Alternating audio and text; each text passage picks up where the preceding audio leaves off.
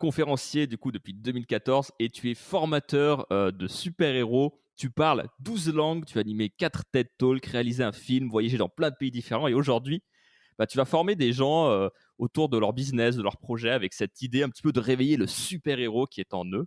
Je fais mon discours et je me suis rendu compte, les gens ils sont ouais, mais j'ai aucune idée de quoi faire. Mais j'aimerais trouver un meaning, une raison d'être, mais je sais pas par où commencer. Parce qu'en fait, les gens ils veulent arriver déjà à la destination. Je veux trouver ma raison de vivre. Mais la raison de vivre, c'est juste de faire l'expérience, de se rapprocher de ta raison de vivre. Tu peux pas donner de l'amour avec une armure sur toi. Tu peux pas recevoir de l'amour avec de l'armure sur toi. Enfin, il y a un moment, tu vois, pour pouvoir faire un bon hug à son gamin, là, faut au moins poser le bouclier et l'épée. Rien qu'en t'écoutant parler, je me sens déjà une meilleure personne. Chaque lundi, Systemator vous délivre des retours d'expérience, de l'inspiration, des outils et des conseils pratiques pour aider les créatifs à développer leur art, leur productivité et leurs revenus. Vous venez d'activer le Systemator. Installez-vous confortablement dans votre nouvelle vie de créatif. Bienvenue dans Systemator, le podcast qui sera bientôt traduit dans 12 langues. C'est Seb de 112ventes.fr et Wesley de wesleyjoachim.com. Salut Wes. Salut Seb. Salut tout le monde. Alors, aujourd'hui, nouvel invité, on reçoit Sébastien Roger de Nunez, conférencier du coup depuis 2014 et tu es formateur de super-héros. Tu parles 12 langues, tu as animé 4 TED Talks, réalisé un film, voyagé dans plein de pays différents et aujourd'hui, tu vas former des gens autour de leur business, de leur projet avec cette idée un petit peu de réveiller le super-héros qui est en eux. Salut Seb. Bonjour. Salut Sébastien, salut Wesley. Un grand plaisir d'être avec vous dans votre émission après s'être rencontrés à Lisbonne. Ah, on a tous beaucoup grandi depuis. Hein. Waouh, j'ai l'impression que c'était il y a 6 ans, Mm. le chemin qu'on a tous fait. Non, c'était en octobre. C'était il y a un an, Ouais, voilà, il y a un an. octobre 2018, pour ceux qui nous écoutent. Alors, on t'a connu, alors c'est Wesley qui t'a connu en premier. Tu avais fait une conférence à un événement qui s'appelle DNX, c'est ça, à Lisbonne, qui est un événement pour les Oui, digital nomades. oui, exactement, ouais. Et d'ailleurs, c'était une des premières fois. C'était pas la première fois, mais une des premières fois où vraiment j'abordais le sujet de super-héros. Et je trouvais super, qui avait été très bien reçu d'ailleurs avec la communauté de digital nomade, qui était le public principal que visait cet événement. Parfait, on va parler un petit peu de tout ça. Avant tout, Wesley, qu'as-tu à dire? Eh bien, je vous invite, chers auditeurs, à aller nous mettre 12 étoiles sur la plateforme que vous, depuis laquelle vous écoutez ce podcast. Je pense notamment à Stitcher et à Apple Podcast. Ça nous permet de devenir nous aussi des super-héros et de sauver le monde, de toucher plus de personnes et d'aider les créatifs ici et ailleurs à évoluer, à mettre en place le système qui leur convient, à développer leur activité. Et puis, vous pouvez également nous retrouver sur notre site web systemator.tech, interagir avec nous. Nous sommes tout oui. Merci à vous. Parfait. Vous avez eu la démonstration du super pouvoir de Wesley en termes d'appel à l'action. Nous allons passer à ton parcours. Mais avant ça, générique.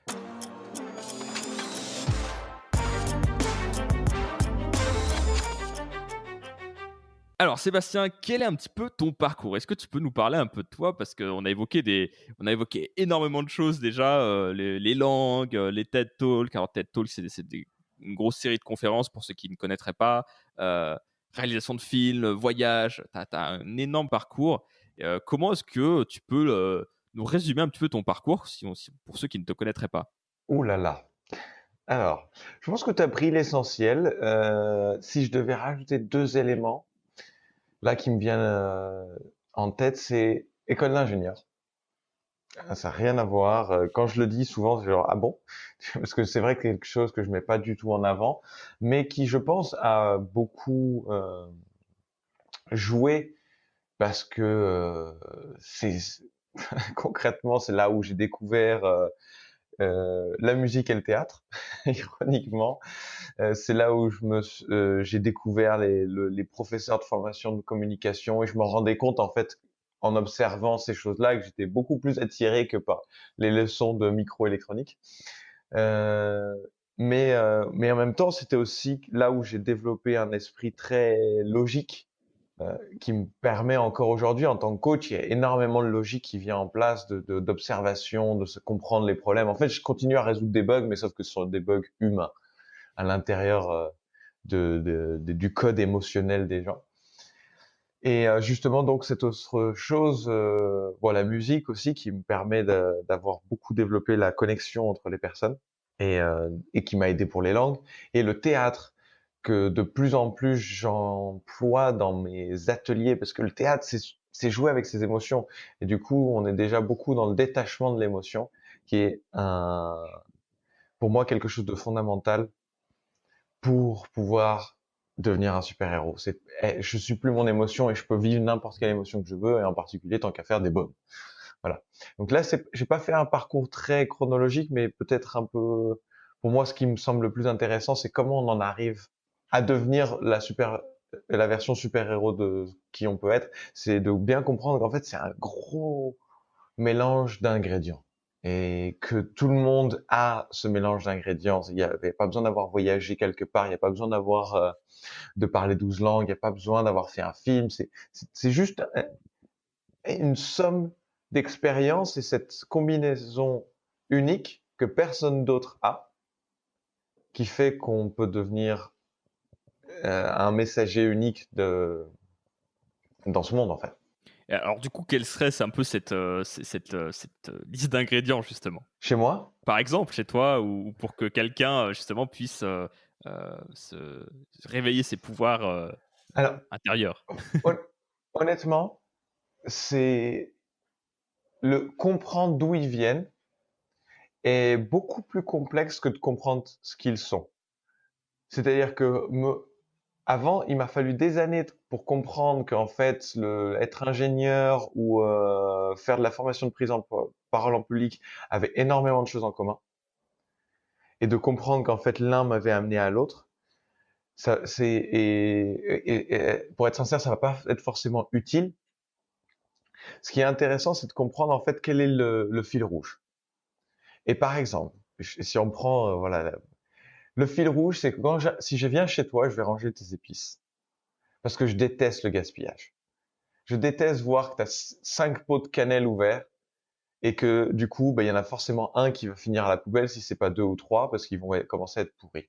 Donc je vais les ranger, je vais te mettre tous ceux qui sont ouverts dans un, et je vais fermer bien les autres, je vais les cacher pour que tu finisses sur celui que tu as, et je vais le mettre bien en évidence. Alors comme ça, tu te dis, mais c'est quoi le rapport? Mais en fait, quand j'étais payé pour être ingénieur, le problème c'est que eux, ils voulaient que je crée des nouveaux codes, ce qui semble logique.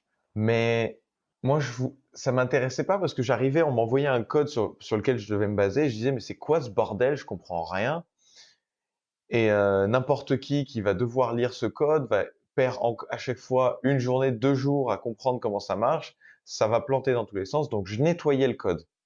Et aujourd'hui, quand je travaille avec les individus en coaching ou dans les programmes, je fais la même chose.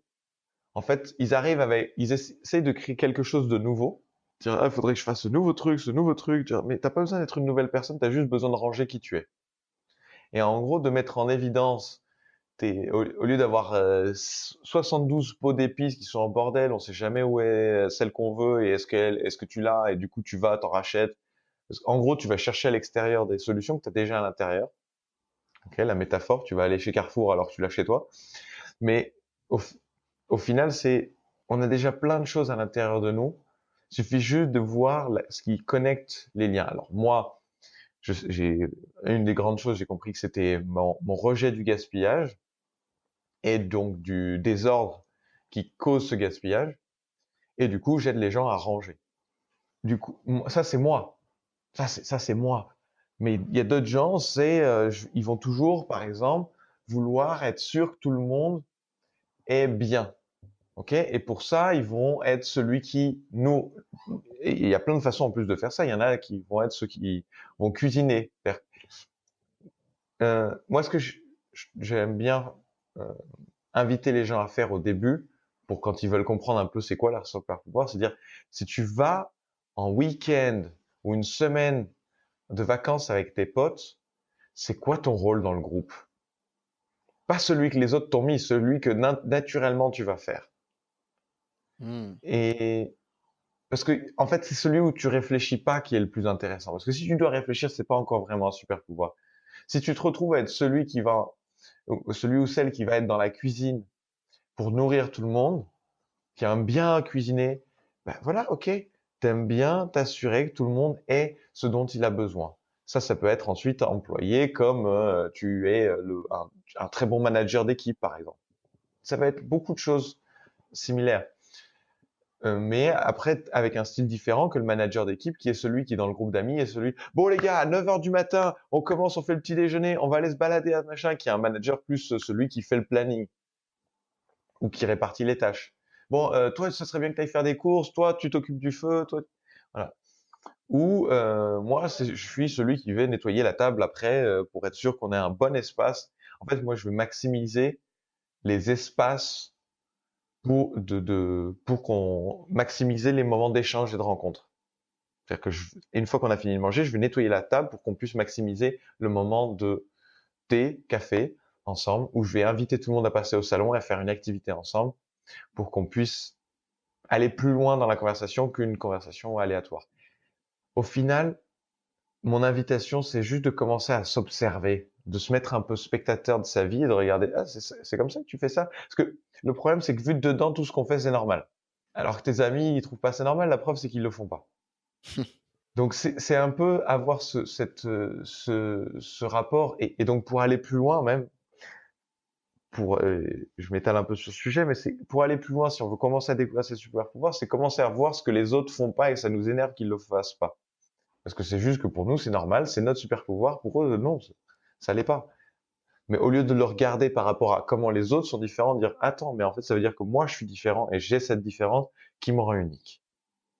Comment je peux l'utiliser dans d'autres contextes qu'un week-end entre potes? Ouais, c'était la question que je me posais justement, c'est comment tu traduis ça ensuite pour, parce que là on parle de choses très courantes dans la vie et effectivement ça fait du sens, on peut effectivement faire des liens là-dessus, mais sur des choses on va dire euh, entre guillemets plus importantes, comment est-ce que tu peux traduire ça après? Alors, je vais revenir justement à la partie qui est un très bon moteur de propulsion qu'on va pas garder après, mais que celui qui donne la direction au début, enfin en tout cas l'impulse de bouger, c'est qu'est-ce qui t'énerve? Qu'est-ce qui te saoule? Alors déjà, pareil, bon, je reviens au week-end entre amis parce que c'est quelque chose que j'espère tout le monde a au moins de temps en temps. Mais ces moments en fait où tu te retrouves dans un groupe en fait, peu importe, c'est parce que finalement ça aurait pu être le groupe avec qui tu avais fait ton projet de terminale, le Mmh. TIPE, enfin bref, peu importe. En fait, c'est le moment où t'es dans le groupe et de voir quel est le rôle que tu prends. Mais naturellement, en fait, on prend ça parce que notre cerveau est programmé pour voir quelque chose qui manque et du coup, on va répondre à ce manque euh, naturellement très vite. Mais surtout, c'est ce qui nous énerve parce que du coup, on voit qu'il y a quelque chose et il y a une frustration. Et donc, c'est cette frustration qu'on va utiliser là. Et c'est de regarder qu'est-ce qui t'énerve. Donc, tu peux regarder déjà dans ton groupe d'amis qu'est-ce qui t'énerve, qui te donne des indications sur quel est ton super pouvoir. Mais pour aller plus loin, pour savoir effectivement, comme tu dis, de faire des choses un peu plus utiles, je sais pas si c'est le mot que tu as employé, mais je dirais que c'est ça, en gros, de sortir du week-end entre amis et comment tu sauves le monde, merde, si t'es un super héros, c'est ça le truc. Bah, tu regardes à plus grande échelle qu'est-ce qui t'énerve dans le monde et d'essayer de comprendre encore une fois, c'est quoi le fil rouge entre toutes ces choses qui t'énervent. Parce qu'il y a un fil rouge. Et c'est pas, il faut pas, et pas s'arrêter à première grille de lecture. Ok? Par exemple, je sais pas, moi, t'as les politiciens qui parlent d'un certain sujet, ça t'énerve, tu fais ouais, parce que c'est tous des connards. C'est pas une grille de lecture très profonde. C'est en gros, en fait, pour moi, ce qu'on cherche là, c'est quoi tes valeurs? C'est quoi vraiment le truc que les autres écrasent sans même le faire exprès, parce que c'est juste pour eux, c'est pas dans leur liste de valeurs. Mais pour toi, c'en est une de valeur. Et une fois que tu commences à identifier tes valeurs, et je reprends pour moi le gaspillage. Donc pour longtemps, j'ai voulu travailler sur du gaspillage gaspillage de déchets en fait, mais je me rends compte que c'est pas un milieu où j'arrive vraiment à m'exprimer. Du coup, aujourd'hui, je travaille sur le gaspillage de potentiel humain. Je dis, mais pourquoi tu es en train de faire ce boulot-là? Pourquoi tu es en train d'utiliser ton temps et ton énergie à faire ça quand tu as tout ce potentiel en toi que tu pourrais mieux utiliser? Et du coup, je prends ce même truc de gaspillage de pots de cannelle qui m'énerve et, j'applique ça sur le gaspillage de potentiel humain. Après, je sais que là, ça peut sembler être un gros saut, ok, de l'un à l'autre, comment tu arrives de l'un à l'autre. Il y a des plus petites choses, mais surtout, en fait, et je pense que c'est ça, ça va être la notion clé sur laquelle je vais insister là tout de suite, c'est faut aussi pas trop se prendre la tête. Il y a un moment, juste si tu te rapproches de cet idéal, de cette version de toi-même que tu pourrais être, cette version super-héros, on s'en fout si tu arrives au niveau 100.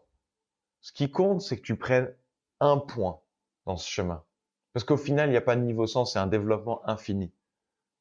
Tu peux toujours faire mieux dans comment tu sers le monde et sur quel sujet. Le but, c'est juste d'être un peu plus proche de ça. Et là, je veux partager un modèle en fait que j'ai, c'est sur. Pour moi, le boulot, c'est important en fait, parce que c'est quand même une grande partie de ta vie et c'est en gros comment tu sers le monde extérieur. Et pour moi, il y a trois composants fondamentaux. Les tâches, l'environnement et l'objectif. Autrement dit, le quoi, le comment, le pourquoi. Et juste de dire, moi, mon problème, quand je travaillais dans l'entreprise informatique, la dernière où je faisais des jeux vidéo, autant les tâches, ça allait, j'aimais bien optimiser du code et tout ça, ça me dérangeait pas trop, c'était pas hyper excitant, mais ça va. Le comment, j'étais dans un environnement où le boss, il était chiant, il gueulait sur tout le monde, il y avait une pression un peu, et puis les gens avaient pas vraiment de vie, ils parlaient que de leur succès dans les jeux vidéo.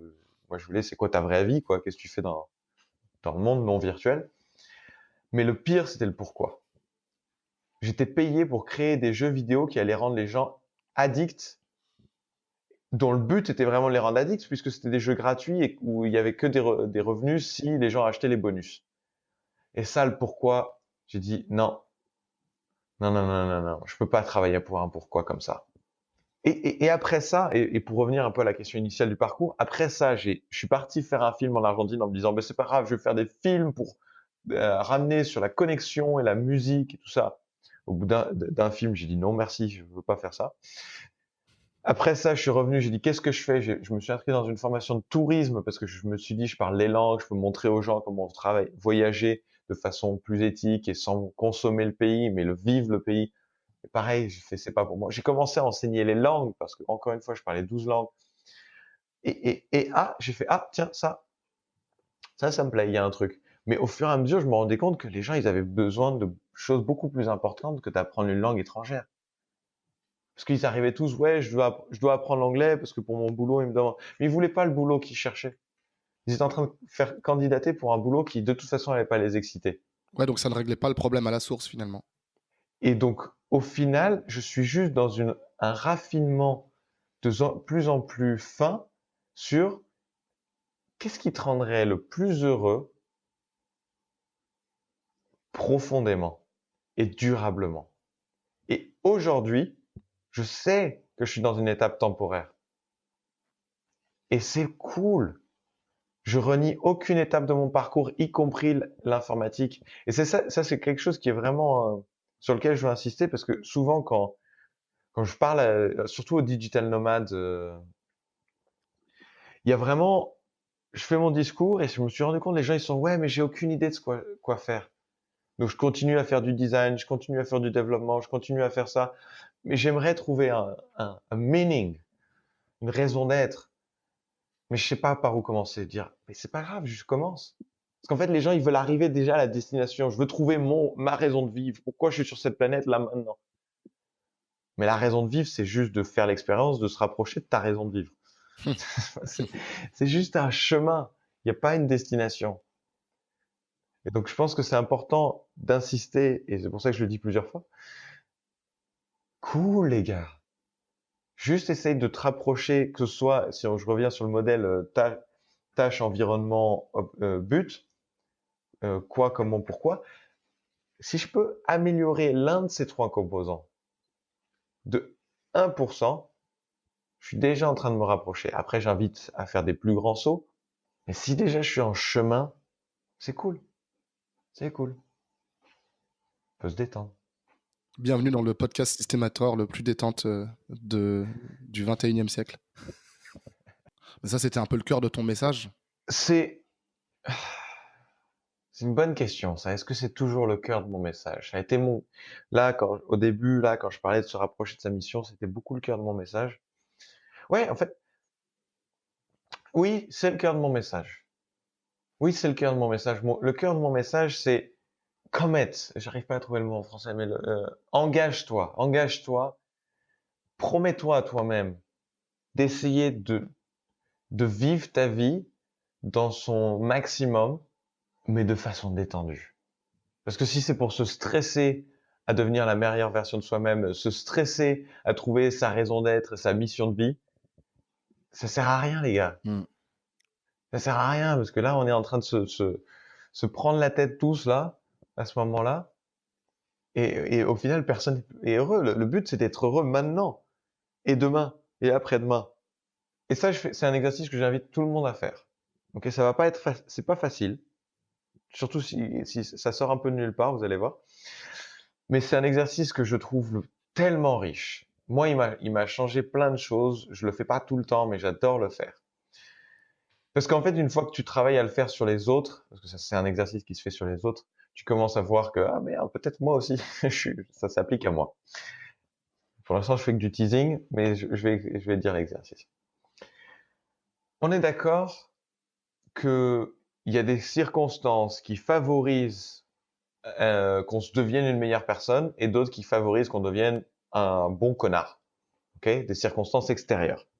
Ok, si t'as les meilleurs parents du monde qui sont pleins d'amour, qui ont fait tous les séminaires du monde sur comment être les meilleurs parents du monde, qui t'emmènent dans les meilleures écoles du monde, parce qu'ils ont même choisi qu'une école c'était pas bon, qu'il fallait multiplier les formes d'éducation, que tu es dans le meilleur environnement du monde, tu as plus de chances de devenir une bonne personne que si t'es grandi dans un environnement, t'as été battu, tes parents prenaient de la drogue, en fait t'avais même qu'un seul parent, t'es dans un endroit où t'as été bullied, je sais pas, bizuté à l'école.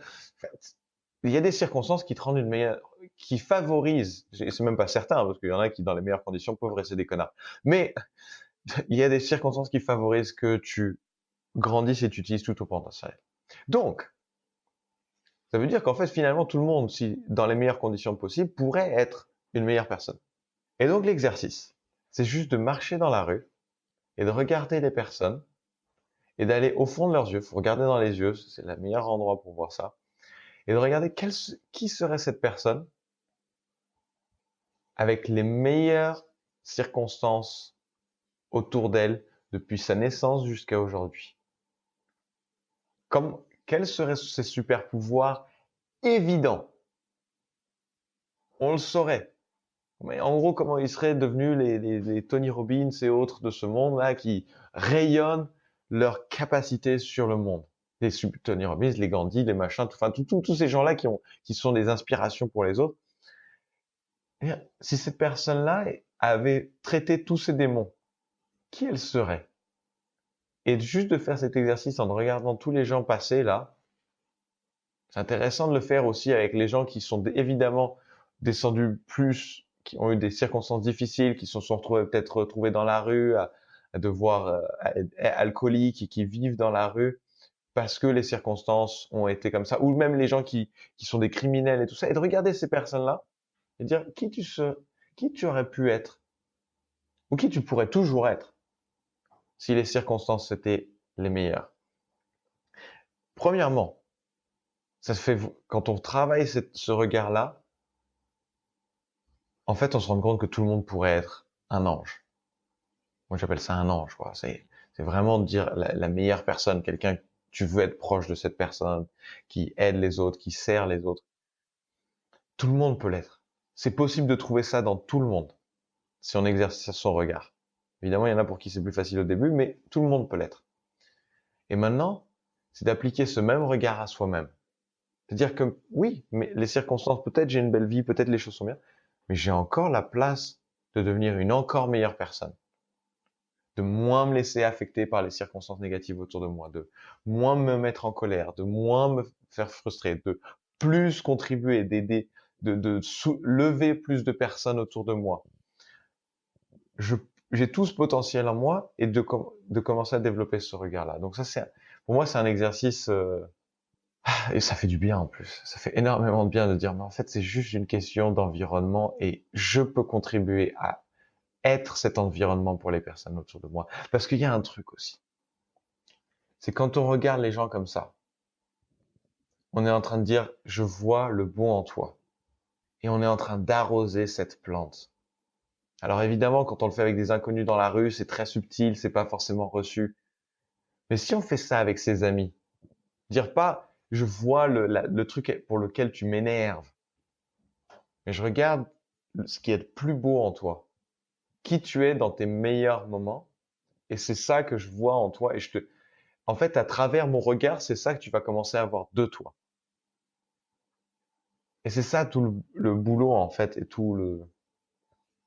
peut-être c'est plus ça même le cœur de mon message, c'est commençons à regarder un peu plus le meilleur. Parce qu'on a un regard très perçant pour voir ce qui va pas. Hmm. En France, on aime bien critiquer.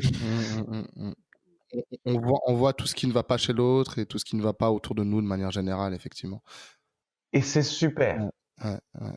Parce que ça nous dit quels sont les points améliorés. Mais sauf qu'il y a un moment, on crée pas un jardin en enlevant que les mauvaises herbes. Ouais.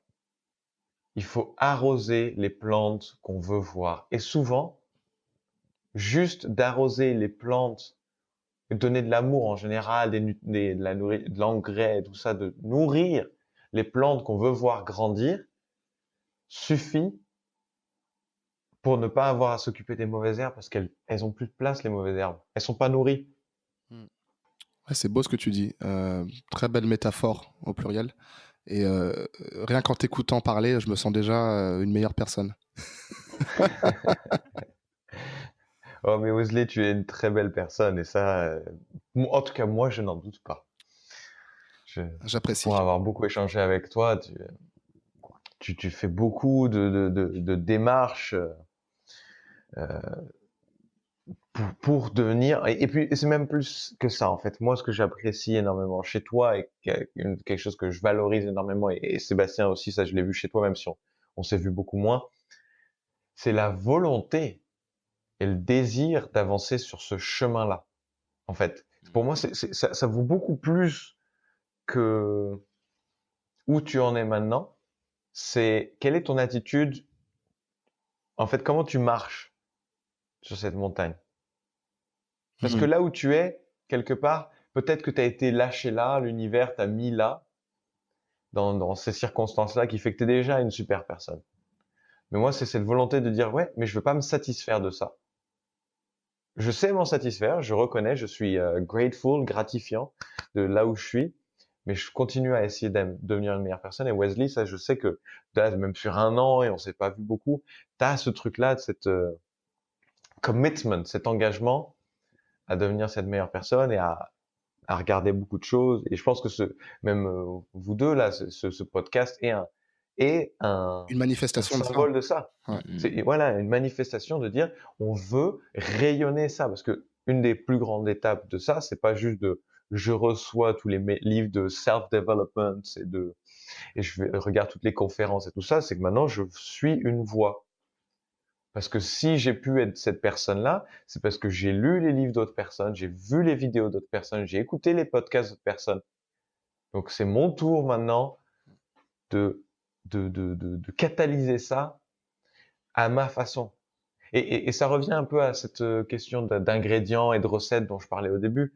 Et c'est pour ça que moi, un des grands messages, et on a parlé beaucoup de la prise de parole aussi au début, c'est j'invite les gens à verbaliser ça d'une façon ou d'une autre. Et les gens qu'on forme, un des grands trucs, c'est évidemment la prise de parole en public, elle est sur scène. Mais la scène, c'est un mot, pour moi, la planète Terre est une scène.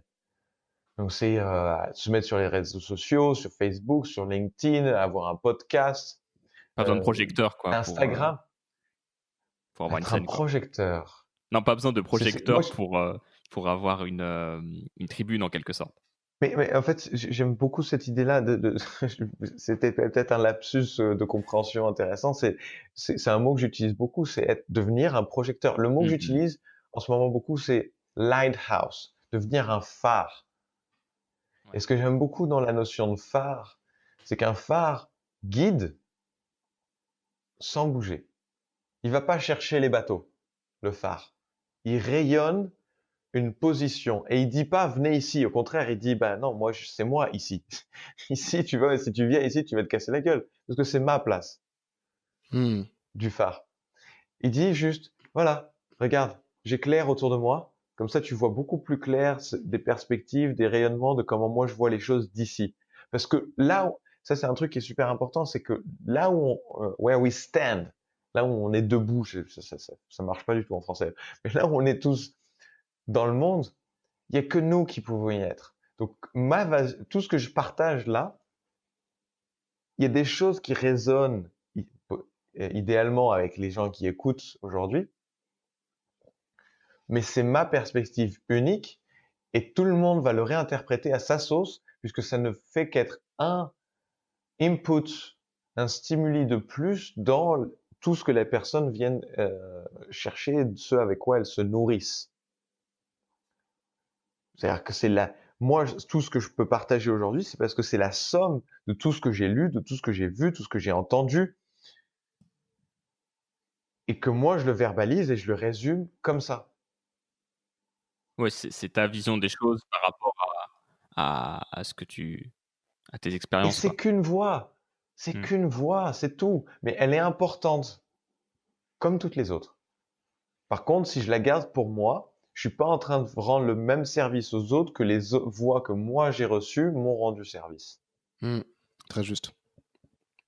Par rapport à ce que tu disais tout à l'heure, ça me fait penser, il y avait une phrase de cet entrepreneur américain, Ramit Sethi, qui a dit, en fait, «Ta plus grande croissance est devant toi» et depuis que j'ai lu cette phrase, moi, ça m'a beaucoup apaisé parce que j'étais un petit peu dans ce cas-là, tu vois? À me dire, «Ah ouais, mais là, pour le moment, je suis pas au stade que je veux, comment je vais faire? Je suis nul, je devrais déjà, gagner, je ne sais pas combien de milliers d'euros par mois et tout» et en fait, j'ai envie de rajouter, à partir du moment où tu commences à faire le premier pas, ta plus grande croissance est devant toi parce que tu as engagé le processus qui va te permettre de grandir, en fait, simplement, et d'avancer dans la direction que tu veux, même si tu sais pas exactement, bah, t'as pas vraiment d'arrivée, en fait.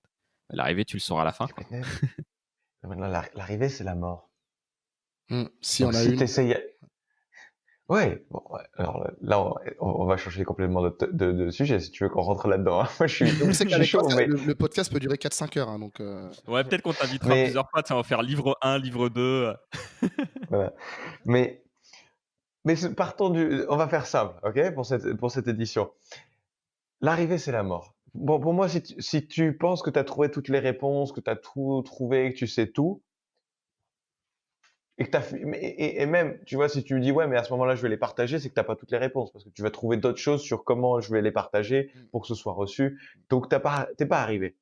Si tu penses que tu as toutes les réponses, que tout, bah, j'ai cette fantaisie, là, la tortue dans Kung Fu Panda, là, qui s'évapore juste dans l'air, ça y est, j'y suis, quoi. J'ai fait ce que j'avais à faire. C'est juste un journey. J'aime beaucoup ce mot-là, journey. Un voyage résume pas pour moi, c'est une épopée à la limite. C'est une épopée, une aventure. Il n'y a pas faut arrêter je pense que cette idée il faut que j'y arrive est une des choses qui nuit le plus à, j'ai pas le mot juste, aux âmes, en fait. Ouais, aux énergies, au cœur. C'est parce qu'il y a cette idée, en fait, que si je peux arriver, si l'idée d'une destination existe, du coup, toutes les fois où je serai pas dans la destination, je me sentirais incomplet, en échec. Parce que, bah, en gros, si je veux arriver en haut de la montagne, tant que je suis pas en haut de la montagne, je suis en ouais, échec. ouais. C'est un peu comme si tu as une liste de choses à faire gigantesque, mais que tu n'as pas trié ce que tu voulais faire aujourd'hui, au final, à la fin de tes journées, tu auras tout le temps raté ta journée parce que tu n'auras pas fini tout ce qu'il y avait sur ta liste. Et Absolument. humainement, tu ne pouvais pas la finir, quoi. Si on résume un petit peu, Bah oui, et puis si on y travaille bien, la liste, on peut la rendre infinie. En tout cas, clairement. à l'échelle humaine, c'est facile de rendre une liste infinie.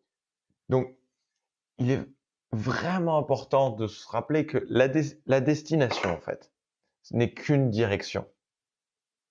C'est juste une direction. Moi, ma vision, elle est d'une ambition qui dépasse plusieurs lifetimes.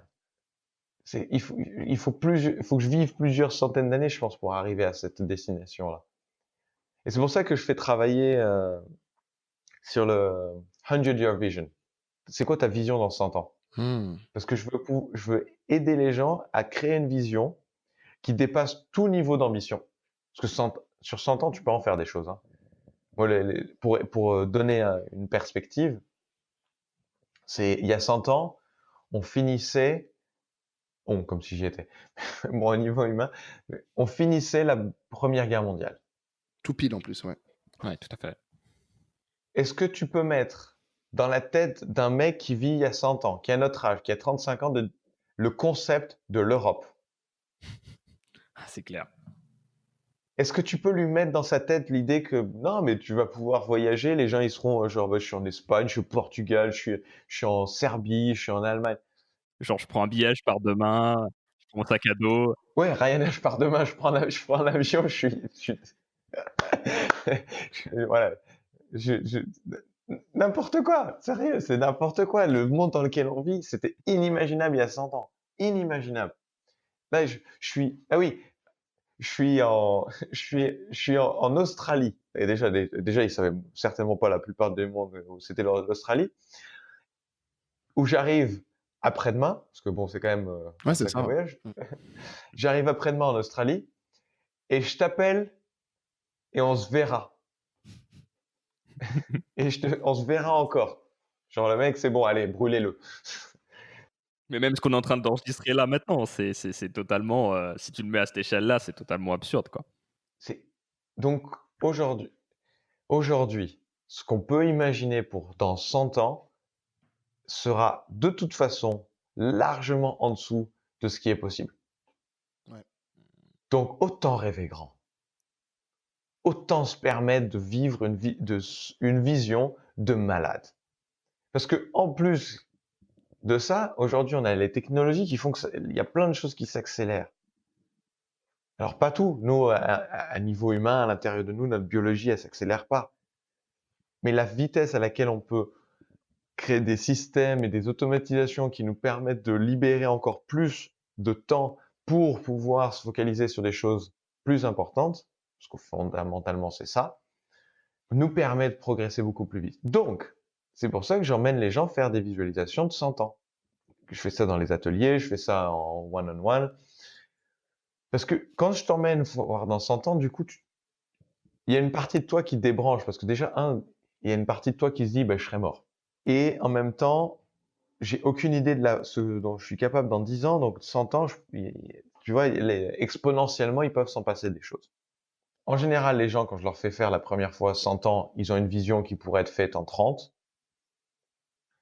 Donc je leur dis, mais non, on va les pousser maintenant. Tu as encore 70 ans qui se basent sur ce que tu as fait en 30. Et t'es pas tout seul. Hein. Mais aussi, moi, ce que je trouve très intéressant quand tu penses sur 100 ans, c'est que tu commences à te détacher de ton ego. Ouais, ça c'est vrai. Parce que dans 100 ans, honnêtement, enfin, peut-être on sera encore en vie, la science, la médecine, tout ça, cool. Mais au final, pour moi, c'est pas si important. Parce que moi, en tant qu'humanité, je vise sur être encore là. Par mes enfants, mes petits-enfants. Et je veux viser de pouvoir faire ça. Et il y a une phrase, tu parlais de citation, moi il y a un truc qui m'a énormément touché à chaque fois que j'en parle, ça me fait limite pleurer. C'est cette histoire de Walt Disney, en fait, qui avait fait le premier plan de Disneyland, du premier Disneyland. Et en fait, il est mort quelques mois avant l'ouverture. Ça me fait à chaque fois, ça me serre la gorge à chaque fois. Et le jour de l'ouverture, il y a un journaliste qui arrive et qui dit au frère de Walt Disney, enfin, il lui dit Ah, c'est quand même dommage qu'il ait pas pu voir l'ouverture. Chaque fois, ça me le fait.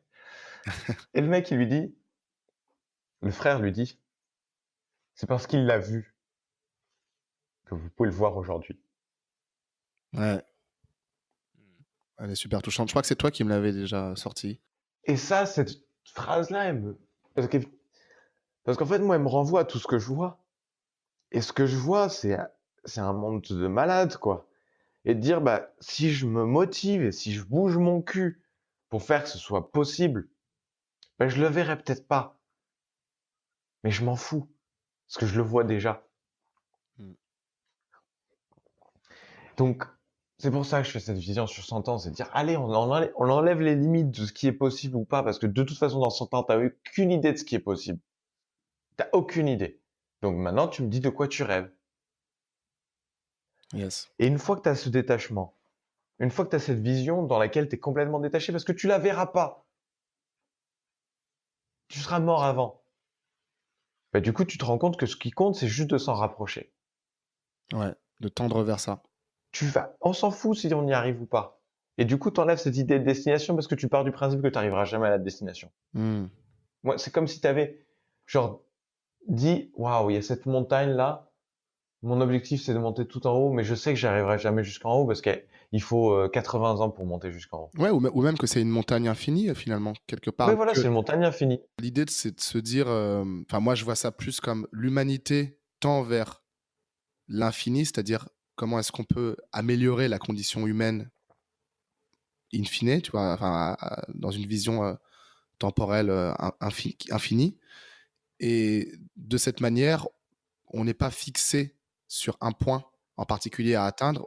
On se dit qu'on va dans une direction globale et il y aura des échelons sur la route, quoi.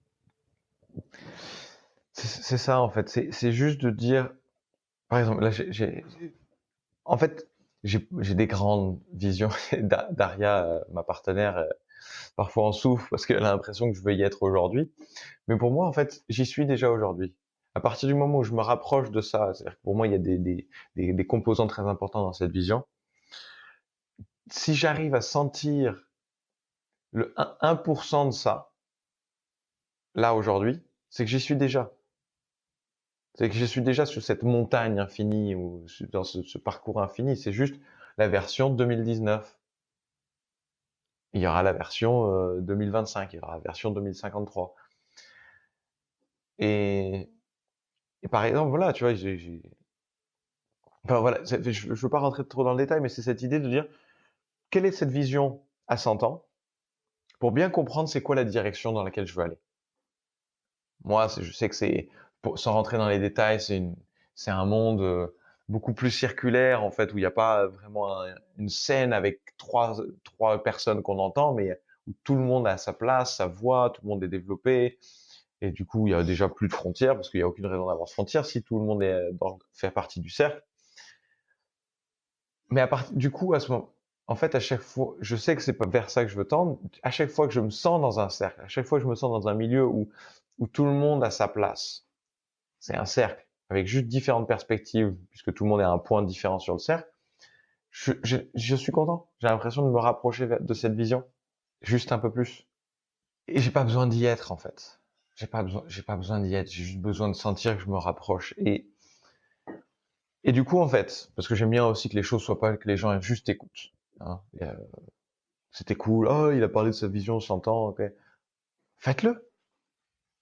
Prenez le temps là d'écrire et de décrire cette vision à 100 ans. De dire c'est quoi vraiment les valeurs que je veux voir dans ce monde dans 100 ans. Qu'est-ce que je veux voir de très fort, de très brillant, de, de, d'omniprésent dans 100 ans et d'écrire ces choses-là. Moi, je sais qu'un mot pour moi très fort, c'est le cercle. Je veux voir le cercle. Je veux arrêter de voir des scènes. Je veux voir un cercle. Comme autour du feu, mais avec 10 milliards d'êtres humains. Et évidemment, c'est une métaphore. On va pas se mettre en cercle avec 10 milliards. Je pense que logistiquement, ça serait très intéressant à organiser, mais... Ah, regardez la planète Terre brûler au milieu, t'imagines le feu de camp. Ouais. J'avais une autre idée en tête, mais bon. Là, on est dans Heu, l'autre côté, là. voilà. Mais, mais voilà et en fait, une fois que tu as identifié ça, pour moi, ce que j'ai la suite de l'exercice, c'est du coup, c'est pour ça que je le fais en visualisation, c'est pour que ce soit beaucoup plus sensoriel et beaucoup moins, logique. C'est dire: «OK, et comment ça me fait sentir d'être dans cette vision-là?» Et une fois que je suis dans cette vision, par l'exercice, hein, d'être dans la vision, j'ai des sensations dans mon corps très claires. Je me sens bien, détendu, en paix, épanoui, peu importe, chacun aura quelque chose de très fort. Moi, je sens une paix rayonnante à l'intérieur de moi. Voilà ce que je sens. Et du coup, c'est de dire, OK, ça, c'est mon étoile polaire. D'ailleurs, qui est une très belle métaphore parce que l'étoile polaire, elle te guide, elle est dans le ciel, mais tu n'iras jamais dans l'étoile polaire. Elle te donne juste la direction. C'est une boussole. Et c'est à chaque fois de dire, tiens, qu'est-ce qui me fait sentir un peu plus ça aujourd'hui? Moi, cette conversation qu'on est en train d'avoir là, maintenant, me fait sentir cette même émotion. Peut-être à 10% de ce que je pourrais ressentir, mais elle me faire sentir 10%. Donc, je sais que qu'elle s'inscrit dans le chemin. Mmh. S'il y a des choses qui me stressent, qui me compressent, c'est pas grave. Mais elle me pousse à me recentrer, à mieux redéfinir ma vision. Et où est-ce que je veux aller? Parce que chaque fois que j'ai ces sensations négatives, dire OK, cool. En fait, j'adore les avoir parce que ça m'oblige à être plus clair avec ce que je veux et ce que je veux pas. En fait, et ça c'est peut-être une autre leçon du coup, c'est d'apprendre à apprécier quand ça va pas. Dire oh, qu'est-ce que je peux apprendre? Quelle est la leçon? Et ça, les leçons, on les a que quand ça va pas. Quand ça va bien, on a des récompenses. T'as bien fait ton boulot. Les leçons, c'est quand ça va pas, quand c'est dur. Là, là, on a nos cadeaux. Ça fait beaucoup de sens. J'avais envie de te poser peut-être une dernière question avant de conclure cet échange. Euh, Question un peu perso, hein, mais souvent, quand il m'arrivait, tu vois, de ressentir beaucoup d'humanité et certaines formes d'amour envers certaines personnes, mais dans l'incapacité un peu de le traduire, tu vois. Parce que c'est difficile d'aller voir quelqu'un d'exprimer ça parce que tu as ce côté, comment dire, tu vois, de manière générale, on pense amour, couple ou amitié, tu vois. Mais il n'y a pas, tu vois, le côté un peu amour fraternel est très compliqué, je trouve, à définir et à parler avec quelqu'un. Et personnellement, quand je ressens ce genre de choses, je me sens un peu face à un truc où je suis une frustration à 100% parce que j'arrive pas à exprimer cette chose envers cette personne. Et je me dis, ouais, peut-être que ça va être mal interprété, qu'elle va pas le comprendre, ou tu vois ce que je veux dire. Et je voulais avoir ton avis là-dessus, parce que je pense que tu comprends un peu ce que je veux dire par rapport à ça. Hmm. Et je pense que c'est une super transition sur, je pense, les choses, les premiers pas aussi.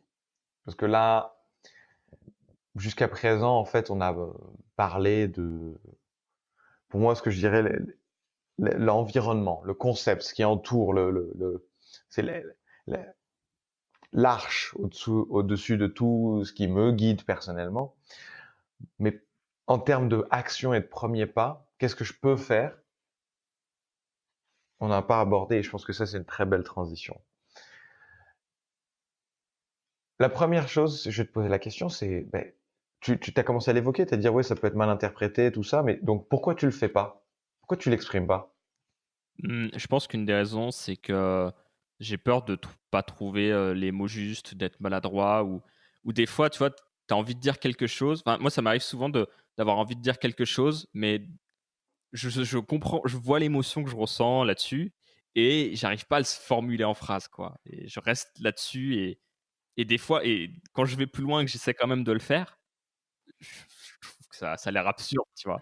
Et je vois que la personne me regarde avec un certain sourire en mode ça fait. Enfin, mais tu vois, genre un petit peu bloqué. Par exemple, là, c'est un petit peu le cas, tu vois, j'ai du mal à l'exprimer, en fait, tu vois. Je sens que je bégaye, je réfléchis, je trouve pas les mots que je veux employer et j'arrive pas à le définir et quand ça me Je trouve que tu l'exprimes très très bien. ah bon? Et j'ai- mais je vais te pousser un peu si tu me permets. Quand tu arrives à l'exprimer, quand tu le verbalises et que tu dis la personne, elle a le regard, machin, tout ça, comment tu te sens? Mmh, c'est un peu un sentiment, tu vois, d'être compris déjà et complétude peut-être, tu vois? Heu, Ah, donc ça, c'est quand ça passe. ouais, voilà.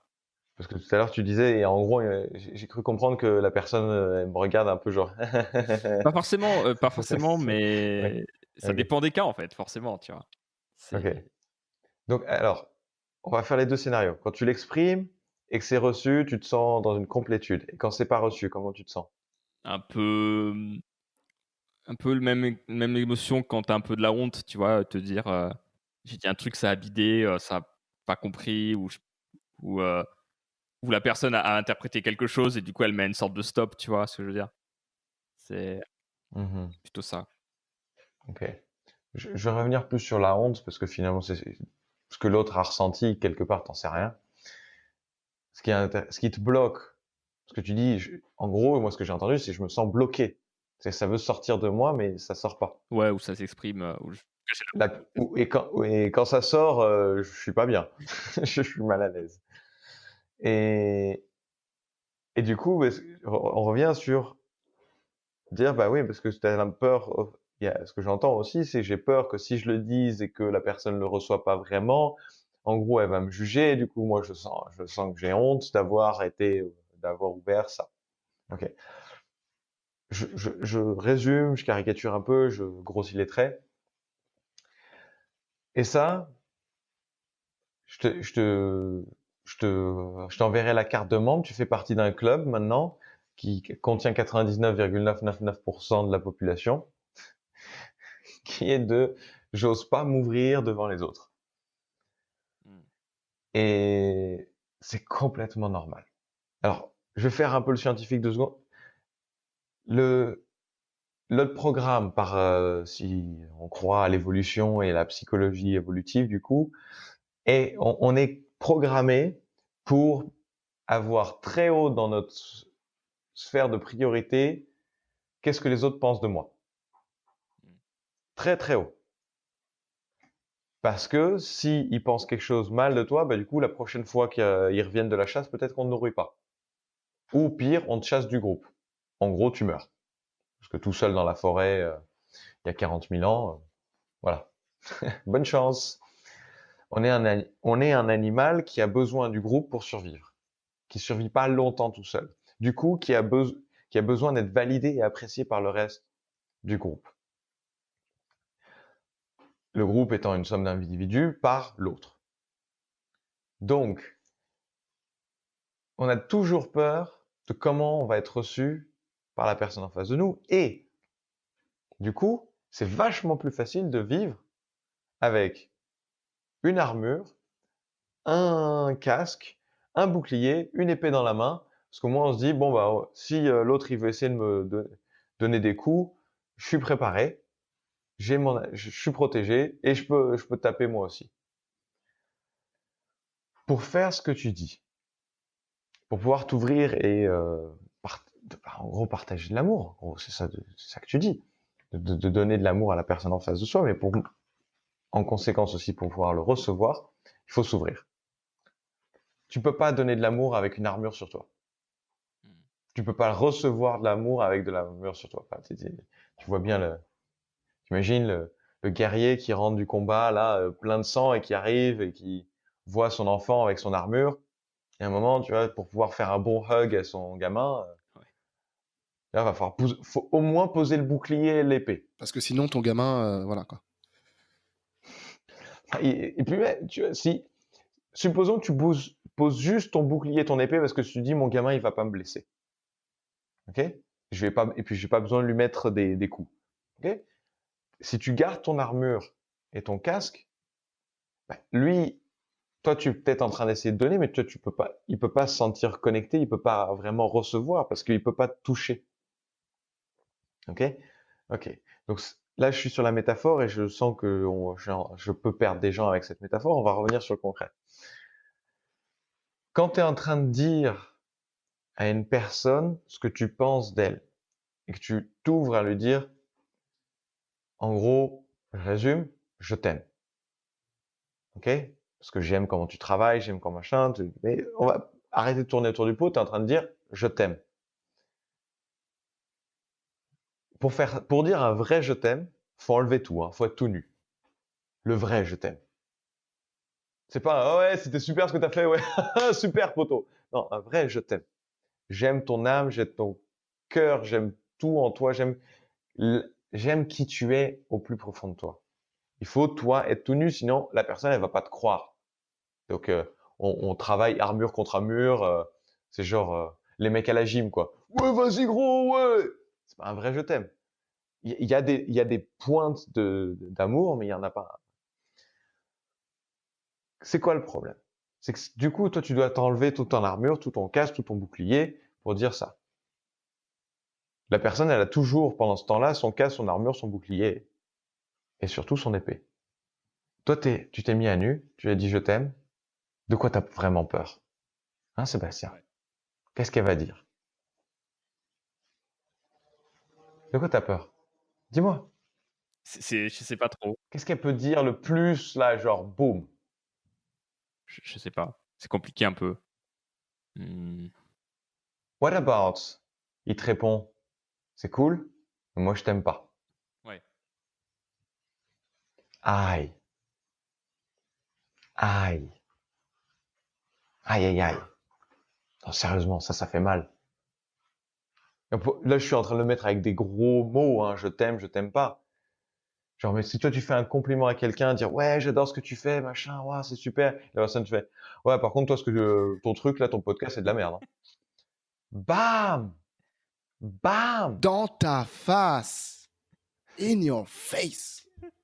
Et c'est ça de quoi on se protège. Si tu dis, moi, je vais y aller avec mon armure, dire, ouais, ouais, non, non, c'est pas mal ton truc, et tu restes avec ton armure quand tu dis ça, tu dis, si au moins la personne a dit, j'aime pas ton podcast, tu dis, ouais, de toute façon, moi, ce que tu penses de moi, j'en ai un peu rien à foutre. Tu peux encore prétendre que tu crois ce mensonge. Ouais, t'as pas de défense en fait, si tu le fais vraiment, quoi. Si tu vas à fond et c'est Si tu fais vraiment, si tu veux t'ouvrir vraiment en face d'une personne, faut apprendre à dire que ben, ça veut dire que je laisse tomber mes défenses. Et donc,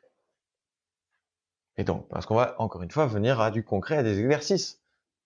On va travailler sur l'exercice pour moi qui m'a changé ma vie, mais vraiment de plus, parce que ça a amené à comment je gagne plus d'argent, comment je fais, ouais, concrètement à l'argent, ça ramène beaucoup, mais comment j'accepte les compliments, comment je me sens plus aimé, comment je me sens plus validé, comment je me sens plus à ma place, toutes ces choses-là en fait d'estime de soi, parce que je reviens sur l'argent parce que c'est un truc qui bloque beaucoup, hein, nos amis les Français en plus. C'est que de l'estime de soi. C'est que de l'estime de soi. Mais au final, l'argent on s'en fout. Ce qui compte vraiment, c'est l'estime de soi. Donc, c'est de travailler sur les compliments. Est-ce que c'est simple? C'est fait, entre guillemets. Comme tu le dis, c'est pas si simple que ça.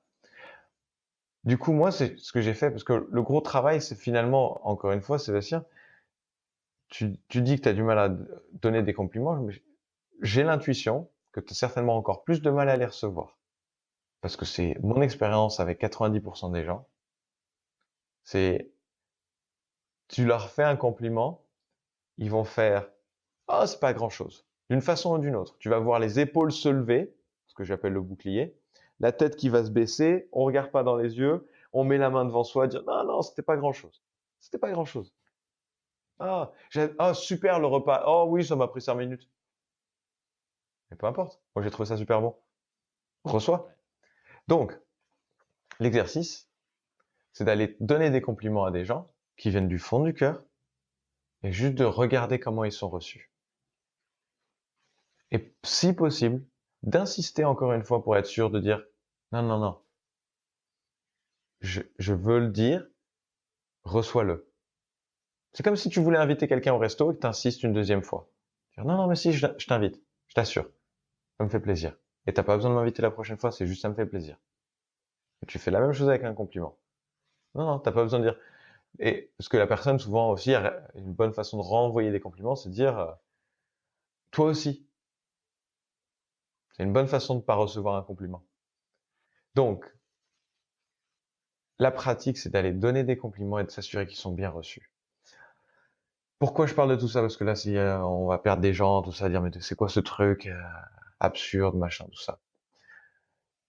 De quoi on parle là? De quoi on parle? On parle vraiment d'apprendre à vivre sans une armure et pas parce que c'est lourd. C'est lourd de toujours prétendre, de toujours faire semblant, de toujours se protéger, de jamais s'ouvrir, de jamais recevoir, d'essayer de tout faire sur son stock personnel. Parce que ce qui se passe en fait quand les gens reçoivent pas les compliments, et juste pour prendre un cas personnel, moi les langues. Quand je parle 12 langues là, quand les gens ils apprennent ça, ils sont là, ah tu parles 12 langues tout ça, et moi je suis là, non mais c'est pas grave, toi aussi tu peux, blablabla, et je reçois pas. Mais du coup, je veux pas rentrer dans la conversation parce que je reçois des louanges et tout ça. Mais après, quand les gens, et je repousse clairement les gens, hein. Je dis, je veux pas rentrer dans cette conversation-là parce que je veux pas que tu me mettes sur un piédestal. Après, ils vont voir leurs copains, ils disent, putain, le mec, il parle 12 langues, et j'entends ça, et j'ai envie d'être dans la conversation, juste de dire, waouh, ils sont en train de parler bien de moi. Attends, quand ils parlaient bien de moi à moi, je voulais pas y être, et quand c'est pas avec moi, je veux, qu'est-ce qui se passe? Qu'est-ce qui se passe? Pourquoi là, je suis en train d'essayer de prendre ce qui m'est pas donné, alors que quand on me l'a donné, j'ai pas voulu le prendre? Et c'est ça le fondement de plein de choses et de tous les problèmes, en fait, pour moi, dans ce monde.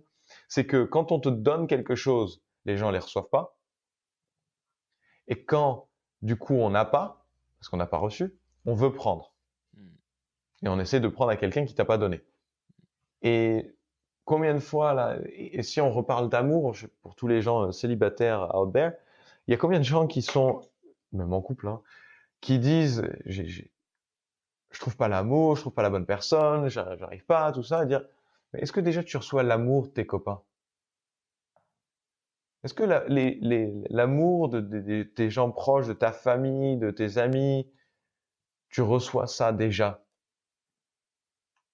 Avant de te plaindre que tu trouves pas l'amour. Ben ouais, mais c'est normal, tu le prends pas quand on te le donne, et là maintenant tu essaies de le prendre à quelqu'un, de l'arracher à quelqu'un, de dire aime-moi, aime-moi, aime-moi. Ben oui, mais moi je t'aime et tu le prends pas, donc il y a un moment. Alors, maintenant, juste parce que je veux, vous connaissez votre public et tout ça, je sais que moi, je pars un peu loin dans mes délires. Donc, moi, ce que je voudrais, c'est que vous me posiez des questions par rapport à ça, dans qu'est-ce qui était pas clair encore et qu'est-ce qui est trop abstrait. Parce que j'ai pas envie que ce soit abstrait, j'ai envie que ce soit très concret, qu'on comprenne que, si possible, c'est quoi le lien entre ça et faire 100 000 euros par an ou 1 million. Et, en fait, comment rendre ça très concret? Donc, j'aimerais vraiment que vous ayez des questions par rapport à ça. Enfin, si c'était limpide, hein. Bah, moi personnellement, j'ai trouvé ça très clair, mais aussi parce que effectivement, ça fait partie aussi de. C'est vrai qu'on a dévié sur pas mal de choses, mais je pense que dans le podcast, on a quand même parlé aussi de ce côté vision, qui je pense parlera aussi à beaucoup, parce que on peut faire le lien, on peut connecter avec ce qu'on fait au quotidien. Après, l'émission fait déjà plus d'1h07, donc ça va être un peu compliqué de continuer encore longtemps là-dessus, mais on pourra très bien te réinviter une prochaine fois, pourquoi pas, pour développer un peu plus de sujets. À la limite, ce que je peux proposer aux auditeurs, c'est que si justement des sujets n'ont pas été clairs, pourquoi pas nous les soumettre. Vous allez sur systemator.tech, vous avez un formulaire de contact et vous pouvez revenir sur différents sujets, me dire bah voilà, j'aimerais même qu'on une prochaine fois, pourquoi pas développer tel sujet pour pouvoir, pourquoi pas te réinviter et redévelopper ça. Et ça pourrait être assez intéressant. Cool, Parfait. cool. Et je pense que ce qui peut être bien pour les anglophones, c'est de rejoindre mon groupe Facebook Superhero Tribe, où je parle de ces sujets-là au quotidien. Enfin, non, pas au quotidien peut-être, mais régulièrement je parle de ces sujets-là, et où je réunis en fait les gens qui veulent me suivre et suivre Daria aussi sur cette thématique-là, en gros, parce que je reviens, enfin, juste pour moi, pour faire le lien entre le début et la fin, c'est que si tu veux devenir la meilleure version de toi-même, il faut que tu reçoives l'information quand on te dit tu es sur le bon chemin. Et les compliments sont pour moi les meilleures indications de quand est-ce que tu es sur le bon chemin. Quand est-ce que tu es et les compliments et l'argent, parce que quand on te paye bien aussi, il y a des bonnes chances que ça veut dire qu'au moins il y a quelqu'un qui reçoit de la valeur dans ce que tu donnes. Ouais. Donc il y a plein d'indicateurs en fait de savoir sur comment on est sur le bon chemin. Donc au début, juste pour moi j'aime bien résumer, enfin commencer, on a parlé de comment commencer à découvrir nos super pouvoirs. Ensuite, de définir la vision sur pourquoi on veut ces super pouvoirs-là et vers où on va. Et enfin, sur concrètement comment on peut commencer à mettre de l'essence dans le réservoir. Parce que moi, l'amour et tout ça, recevoir les compliments, l'amour, l'argent, c'est juste de l'essence dans le réservoir qui permet de se rapprocher de la destination. Voilà. Juste pour faire le lien Et bah entre tout écoute, ça. merci beaucoup pour ça. C'était un grand moment. Je trouve que c'était très très intéressant. Certains moments m'ont pas mal touché aussi justement là-dessus. J'espère que les auditeurs ont apprécié. On mettra tous les liens évidemment dans les notes de l'émission que vous pouvez consulter à chaque fois. On met les liens des trucs de la semaine dont on va arriver d'ailleurs bientôt et du coup de ton groupe. On partagera tout ça. On n'en a pas trop parlé, quasiment pas, mais effectivement, tu es en duo avec quelqu'un qui s'appelle Daria, qu'on va Ouais. probablement recevoir aussi sur cette émission. Donc, on développera ça un peu plus tard sur Systemator. Ce que je vous invite à faire, c'est d'aller nous laisser, si cette émission vous a plu, si vous avez envie que Systemator se développe, devienne aussi un super-héros des podcasts, vous pouvez mettre un Yes. avis sur les plateformes de podcast que vous utilisez, notamment Stitchers et Apple Podcasts. Vous pouvez mettre notamment 5 étoiles et vous pouvez laisser aussi un avis qu'on lit. N'oubliez pas qu'on les lit, donc si vous avez envie de discuter là-dessus, c'est parfait. Et également, si vous voulez qu'on développe des sujets, systemator.tech, T-E-C-H, pour venir poser des questions et rebondir sur ce dont on vient de parler. Et nous saurons recevoir vos critiques et vos compliments. Exactement. On va passer au truc de la semaine, générique.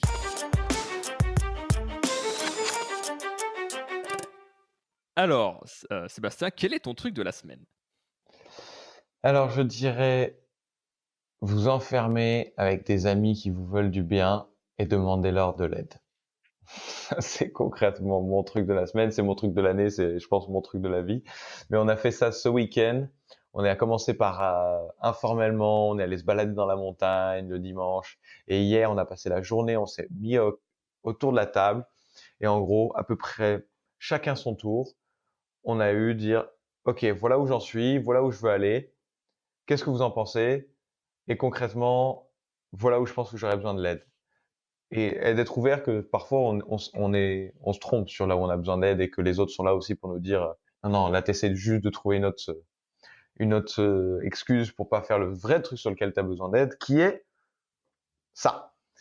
Et, et pour moi, ça c'est quelque chose à faire au moins une fois tous les 3 mois.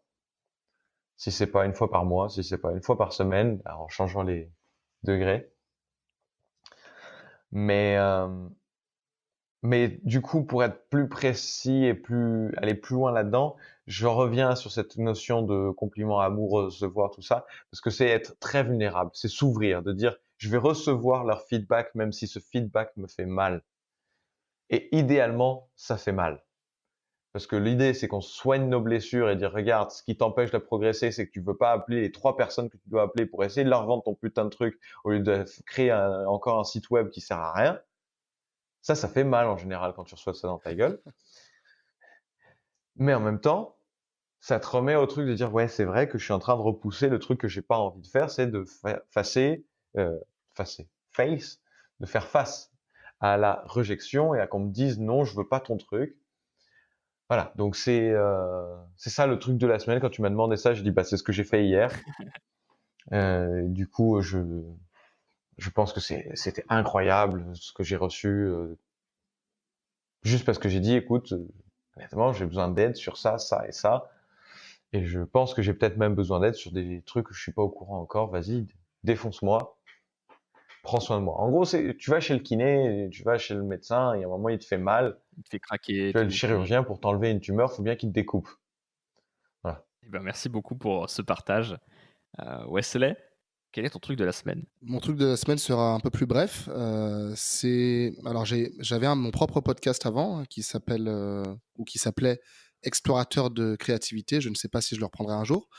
Et je publiais sur plusieurs plateformes, dont YouTube.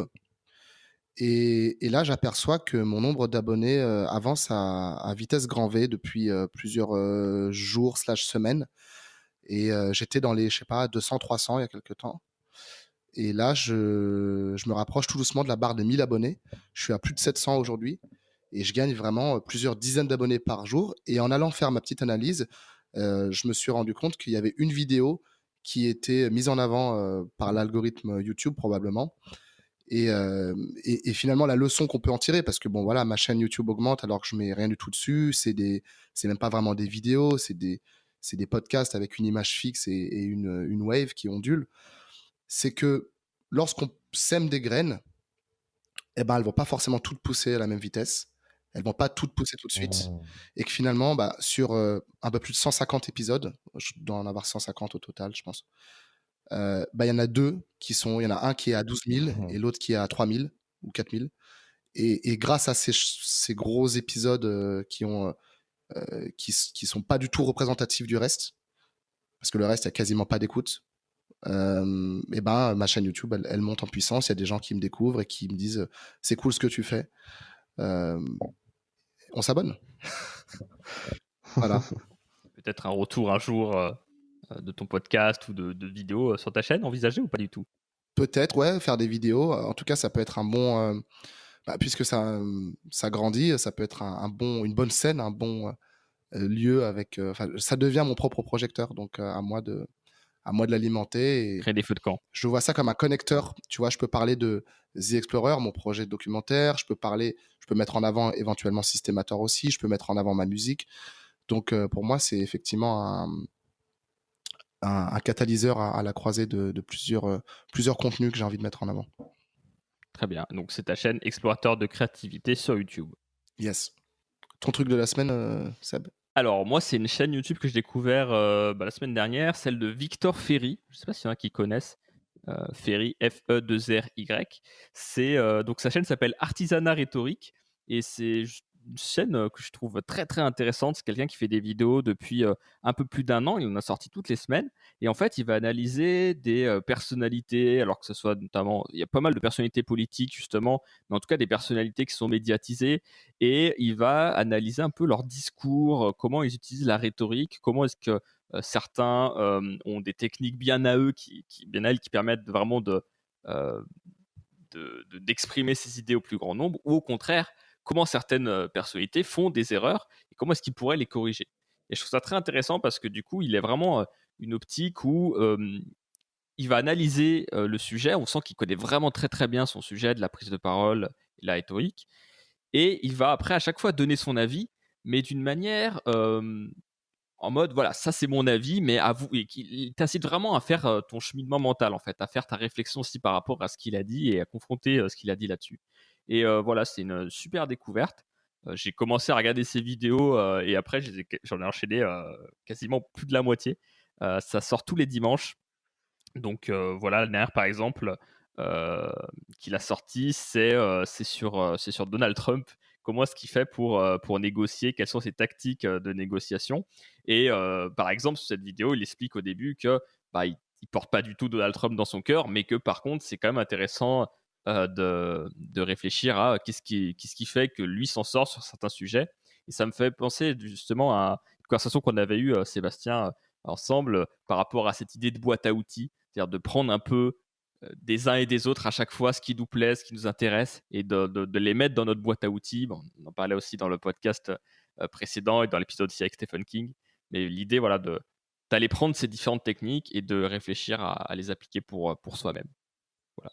C'était la chaîne du coup de Victor Ferry. On vous mettra les liens. Et voilà un peu pour mon truc de la semaine. Sébastien, quelque chose à rajouter? Ou est-ce qu'on peut te suivre? Est-ce que tu vas ajouter quelque chose? Oui, alors Facebook, LinkedIn, la page, le groupe, les liens sont partagés. Moi, je pense que le principal, c'est Superhero Tribe. le groupe Facebook pour les gens qui sont vraiment intéressés pour réveiller leur super-héros intérieur. Et par contre, tout est en anglais parce que je travaille, ça fait des années que je suis plus en France et du coup, je m'adresse à un public international. Et sinon, ce que je voudrais rajouter, c'est juste que c'était un très grand plaisir de repasser du temps avec vous depuis Lisbonne et que je suis super content pour votre podcast et ce que vous faites et que vous soyez des phares, des projecteurs, des voix dans ce monde pour faire rayonner les messages qui vous semblent importants et je suis très honoré de faire partie de cette aventure avec vous pour cet épisode. C'était très riche et je suis heureux d'avoir une place dans cette aventure, voilà, sur votre scène. Merci à Un toi. grand merci. C'était vraiment, ouais, c'était vraiment un très bon moment. Je pense qu'on a tous partagé un bon moment là-dessus. J'espère que ça vous a plu aussi.